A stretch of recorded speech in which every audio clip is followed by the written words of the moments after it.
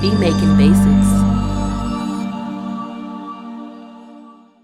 All right, what's going on, y'all? Again, welcome to another lecture where we're going to actually be talking about another mixing tip. And this mixing tip is to use something called subtractive EQ to create space and room in your mix for other instruments to shine through. Okay, so we already got the proper levels here, but now it's time to add EQ.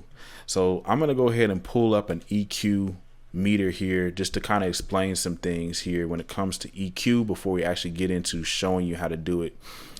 When it comes to human hearing, we hear anywhere from 20 hertz all the way to 20,000 hertz, and different instruments fall within different places of the frequency range. Okay, so like you're gonna have your lower instruments like your 808s and stuff like that, kind of like right around here between 50 and 100 hertz, or even a little lower sometimes, 30 to 100 or even 200 hertz, depending on the 808 you're using.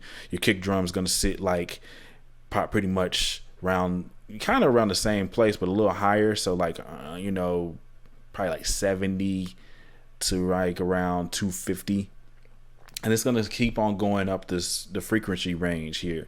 Snares going from like 200 to like 1K, and claps and stuff like that are going to all sit around there.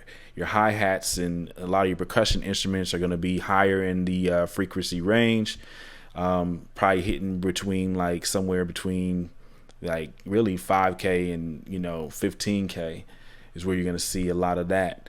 And then when you look at your other instruments, like say your melody instruments, like your bass, and those instruments have different frequencies as well.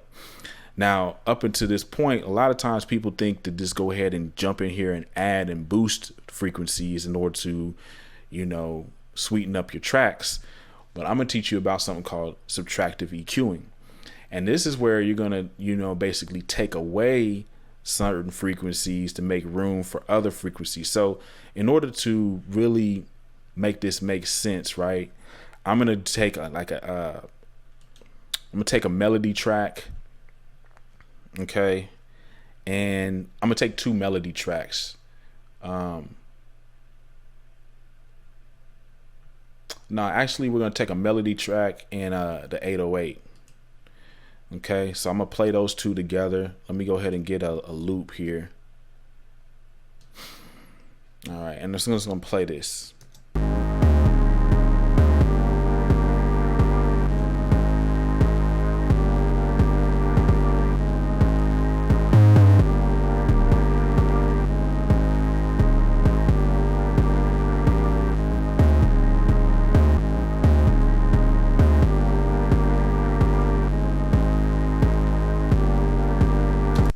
Cool.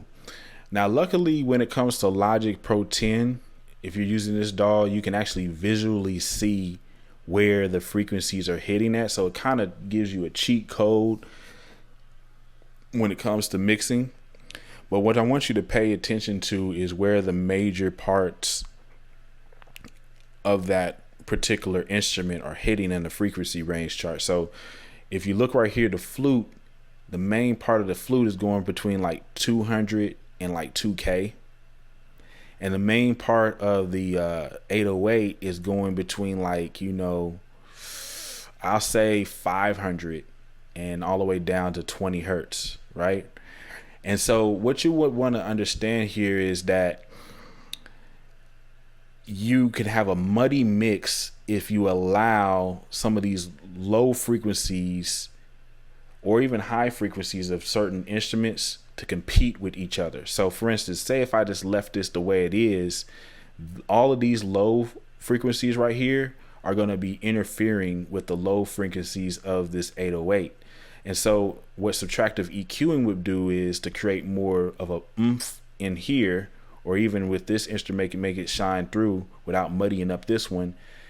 We would come over here and click on this guy, and we're going to just take out a lot of those lower end frequencies.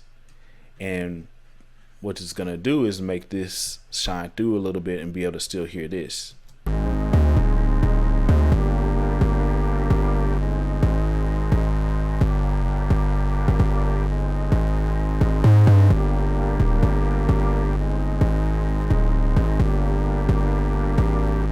what you want to do when it comes to subtractive EQing is you want to just start taking away some of those frequencies. Like say, again, if you have a lower instrument here, you want to take away all the lows of a higher instrument. If you have a higher instrument, you want to take away vice versa. You know what I mean?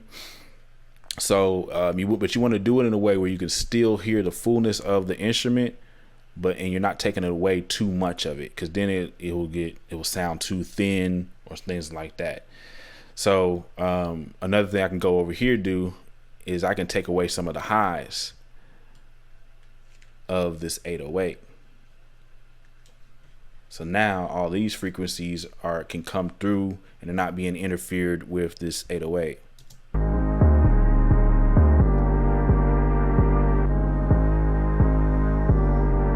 All right, so you understand the concept of it. So basically we're going to be doing that and with all of the tracks.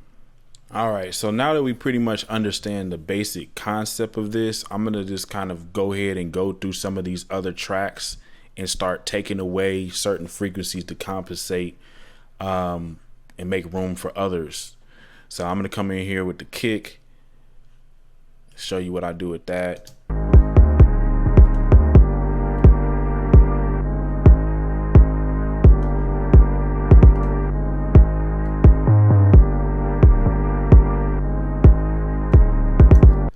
I really don't take a whole lot away from the kick. I let that just kind of have its fullness for the most part. You can also, go in there and nudge out certain other frequencies, but for the most part, on a beginner level, don't touch too much of the of that kick drum. Let's go ahead and work with this snare now.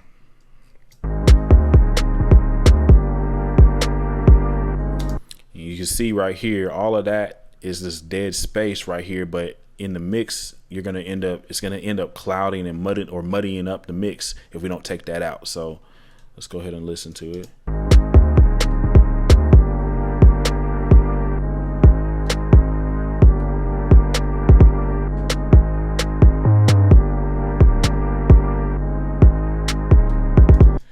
And I just wanted to show you a little example of how it will sound if it's too thin.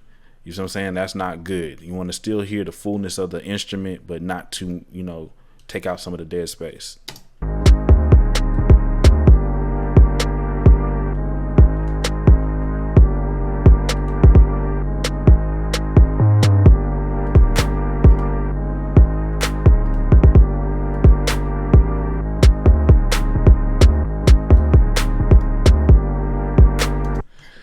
Another tip within this is, although like say in programs like Logic Pro 10 you can visually see it, you still want to make sure you're listening with your ears. So like if you're overly if you're just only looking at the graphic version of this, you could still things could be off if you're not actually paying too attention to what your ears hear. You know what I mean? So keep that in mind.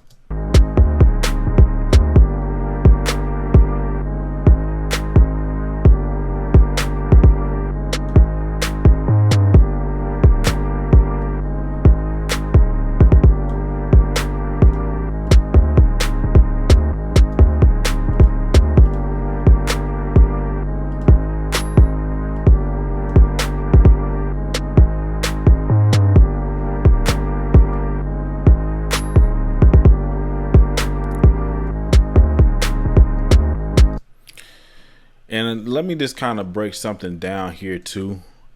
General rule of thumb, if you're really looking at some of these other instruments here, like on your snares and stuff like that, everything under like 500 and below, you can just go ahead and take that out. You know what I mean? Hi-hats, you're going to kind of see pretty much everything like below like 2K and below, or really 1K to below, depending on the type of hi-hat you're using, you can take it out. So let's just take a look.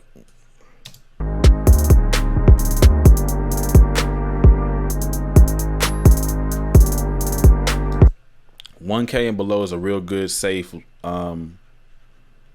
meter, you know what I'm saying, or a point that you can use with the hi-hats. Let's keep on going.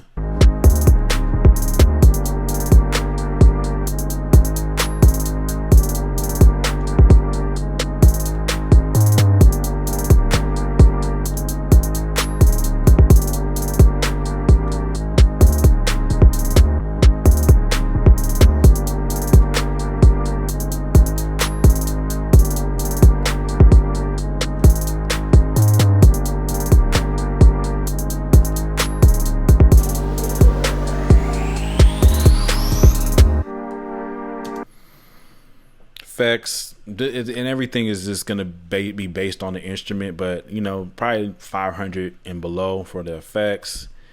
And then for now, we're just gonna go ahead and start working on the other instruments here. So let's just go ahead and jump right back into this. We got our first main flute done, so let's work on flute 4.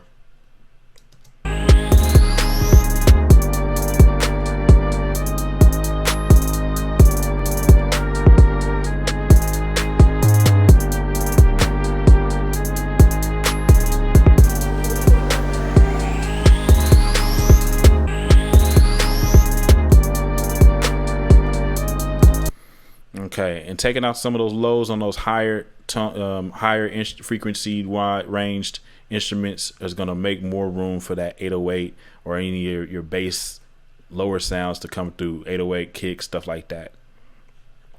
All right, we got that one. Now let's work on this bell since we're already there.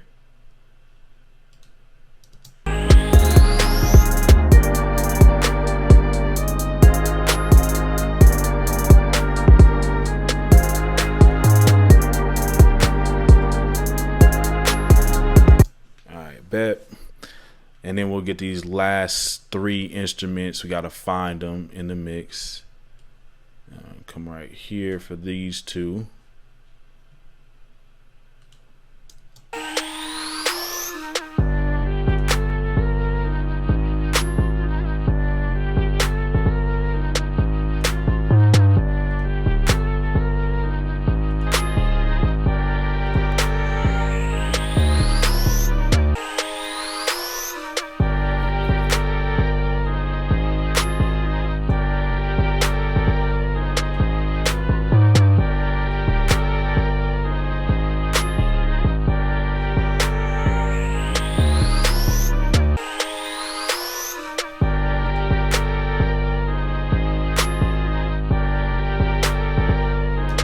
And last but not least, we'll get this last instrument right here.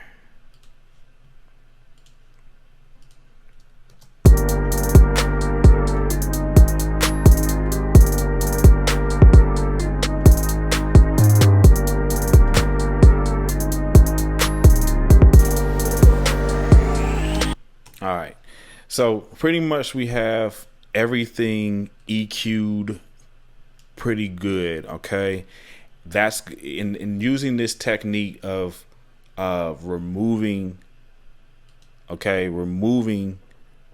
of those EQ equalization frequencies or the lower end frequencies with the higher instruments is going to make room for the lower instruments and vice versa. Okay, if you have questions, let me know. Appreciate y'all watching.